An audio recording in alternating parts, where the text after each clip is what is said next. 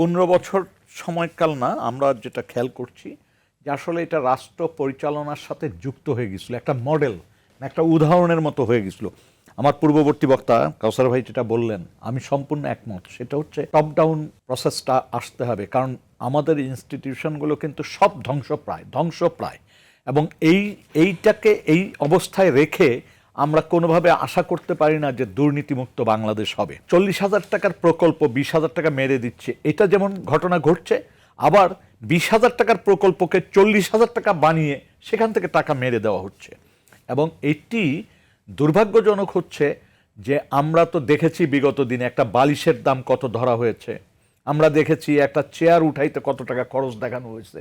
এগুলি তো খুব ছোট ছোট জায়গা। আমরা এটাও দেখেছি, যিনি মাল সাপ্লাই দিবেন সরকারকে, তিনি টেন্ডার লিখে দিচ্ছেন, তিনি সচিবালয়ের সামনে অফিস নিচ্ছেন, তিনি টেন্ডার শিডিউল তৈরি করে দিচ্ছেন, সেই শিডিউল প্রকাশিত হচ্ছে এবং তিনি 4-5টা কোম্পানির নামে শিডিউল কিনে তিনি এটা ড্রপ করছেন এবং তিনি কাজ পেয়ে যাচ্ছেন। এমনও ঘটনা আছে যে সাপ্লাই দিতে হয় না, কোনো জিনিস সাপ্লাই না দিয়েই রিসিপ্ট দেখানো হচ্ছে, বিল চলে যাচ্ছে। এবং এটি তখনই সম্ভব যখন রাষ্ট্রের সর্বোচ্চ জায়গা থেকে এই দুর্নীতিকে প্রশ্রয় দেওয়া হয় বা পার্সেন্টেজ খাওয়া হয়। একদম স্পষ্ট বলে দিচ্ছি, আমার ভাই যেমন বললেন, আমিও একমত।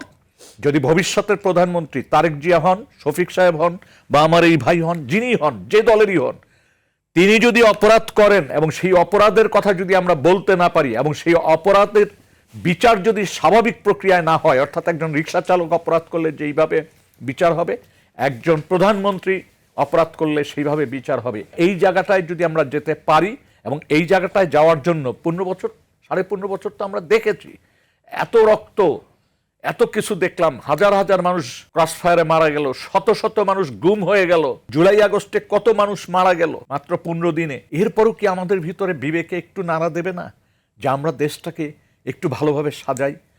দিন শেষে তো এটা আর্জিটা কার কাছে করব? আমি আপনার কাছে করব, না আমি পলিটিক্যাল পার্টির কাছে করব? আমি পলিটিক্যাল পার্টির কাছে করব। অর্থাৎ পলিটিক্যাল পার্টি শুধুমাত্র নির্বাচনের বৈতরণী পার হওয়ার জন্য সুন্দর সুন্দর কথা বলবেন, বড় বড় সমাবেশ ডাকবেন, তালি দেব আমরা, আর আপনারা একটা নির্বাচনে ইস্তেহার প্রকাশ করবেন, সেখানে অনেক সুন্দর সুন্দর কথা বলবেন, কিন্তু কেউ সেটা বাস্তবায়ন করবেন না। আপনারা মানুষ দমন পীড়ন করার জন্য নতুন নতুন বাহিনী তৈরি করবেন, নতুন নতুন ব্যবস্থাপত্র তৈরি করবেন। প্লিজ এই লাইনে না, যে সমস্যা উপর থেকে সাজান, উপর থেকে সৎ হন এবং সেই জায়গা থেকে নিচে আসেন। উপরে যদি সৎ মানুষগুলি বসতে পারে, তাহলে আমার বিশ্বাস যে আমরা এক টার্মে না পারি 2 টার্মে এমন একটা পর্যায়ে দুর্নীতিকে নিয়ে যেতে পারবো যে দুর্নীতি অনেক কমে আসবে, বলা যায় নিয়ন্ত্রণের মধ্যে চলে আসবে। আর একটা জিনিস খুব জরুরি দরকার, ইনস্টিটিউশন তো একদিনের সাজানো যাবে না। আমাদের প্রথম যে কাজটি করতে হবে, কিছু কিছু দুর্নীতির ঘটনার ন্যায্য বিচারটা করতে হবে, দৃষ্টান্তমূলক বিচার করতে হবে, মানুষ যাতে বুঝে যে দুর্নীতি করলে রেহাই পাওয়া যায় না। তারপর আপনি সাজান, আপনি এমন একটা ইনস্টিটিউশন দেখাতে পারেন যেখানে দুর্নীতি নেই বা যেখানে স্বাভাবিক প্রক্রিয়া সবকিছু হচ্ছে, আপনি অবাক হয়ে যাবেন। একটি জায়গাও আপনি খুঁজে পাবেন না বাংলাদেশে, একটি ডিপার্টমেন্ট বলতে পারবেন না যে সততার সাথে কাজ করছে।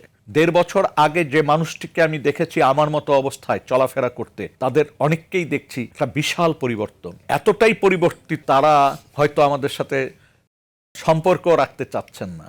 এবং আপনি যে কথাটা শুরুতে বলেছেন, আবারও বলি, কিছু কিছু প্রতিনিধি সম্পর্কে যারা আন্দোলনে অনেক গুরুত্বপূর্ণ ভূমিকা রেখেছিলেন, তাদের নিয়েও কিন্তু প্রশ্ন এসছে এবং প্রশ্নগুলি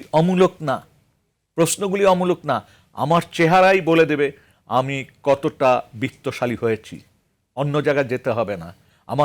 আমার খরচের বহর, আমার কথাবার্তা, আমার চেহারা, আমার চালচলন দেখলেই কিন্তু বোঝা যায়।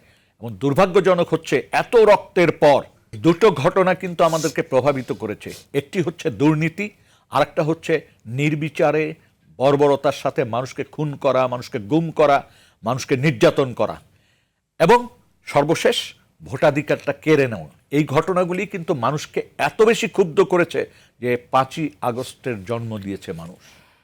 5ই আগস্টের জন্ম কিন্তু কোনো রাজনৈতিক দলের নেতারা দেন নাই, সাধারণ মানুষ দিয়েছে। এবং সেই জায়গার থেকে আমরা কথা বলার সুযোগগুলি পেয়েছি। অবশ্য আগেও কথা বলেছি, বলি নাই এটা না, বলেছি, কিন্তু এইভাবে নির্ভীক চিত্তে বলতে পারিনি। আর জি, কথা বলে ধন্যবাদ বিপদগ্রস্ত আপনাকে।